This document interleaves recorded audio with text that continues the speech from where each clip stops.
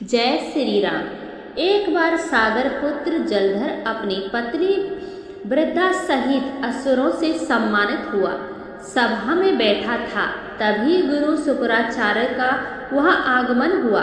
उनके तेज से सभी दिशाएं प्रकाशित हो गईं।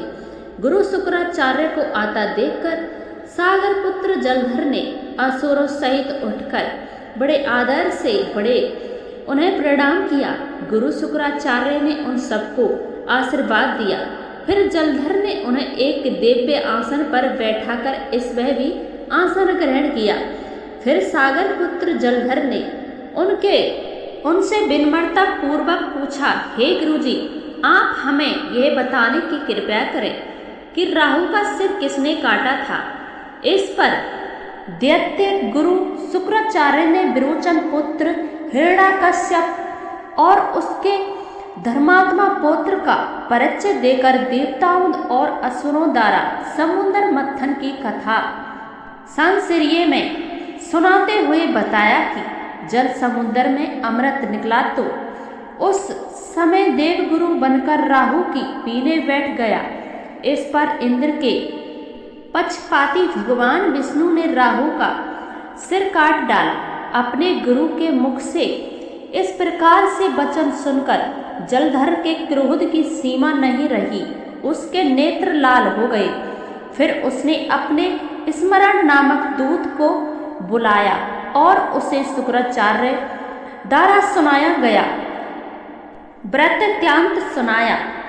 तत्पश्चात उसने स्मरण को आज्ञा दी कि तुम शीघ्र ही इंद्रपुरी में जाकर इंद्र को मेरी शरण में लाओ। स्मरण जलधर का बहुत आज्ञाकारी एवं निपुण दूत था।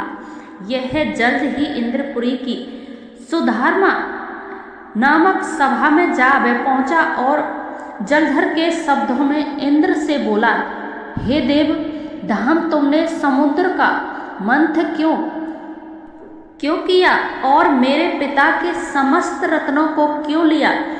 ऐसा करके तुमने अच्छा नहीं किया। यदि तू अपना भला चाहता है तो उन सब रत्नों एवं दिखाओ देवदाताओं सहित मेरी शरण में आ जाओ, अन्यथा मैं तेरे राज्य का ध्वंस कर दूंगा। इससे कुछ भी दिव्य नहीं है। इंद्र बहुत ही मृविष्ट हुआ और कहने लगा, पहले मेरे भय से सागर ने सब पर्वतों को अपनी कुछ ही में क्यों रक्षा की? इसी कारण मैंने उनके सब रत्न हरण दिए हैं। मेरा द्रोही सुखी नहीं रह सकता, इसमें संदेह नहीं है।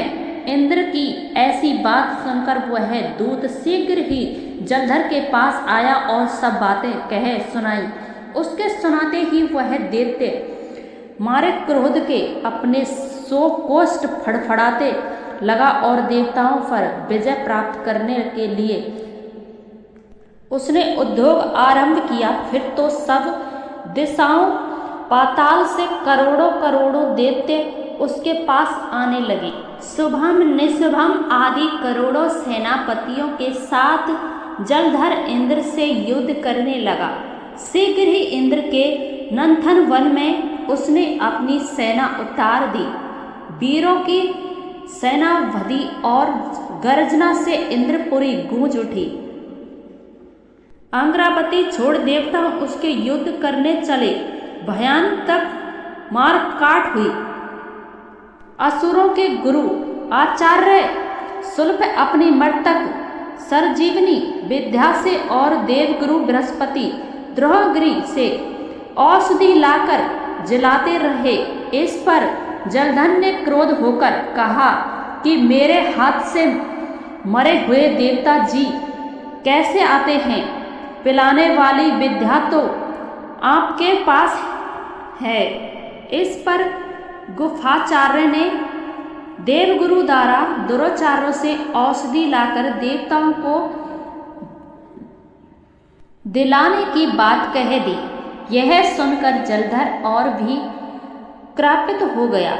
फिर शुक्राचार्य जी ने कहा, यदि भक्ति हो तो द्रोणाचार्य की उखाड़कर समुद्र में फेंक दो, तब मेरे कथन की संतता था प्रामाणित हो जाएगी। इस पर जलधर क्रोधित होकर जल्द ही द्रोणाचार्यगिरि पर्वत के पास पहुंचा और अपनी भुजाओं से पकड़कर द्रोणाचार्यगिरि पर्वत को उखाड़कर समुद्र में फेंक दिया।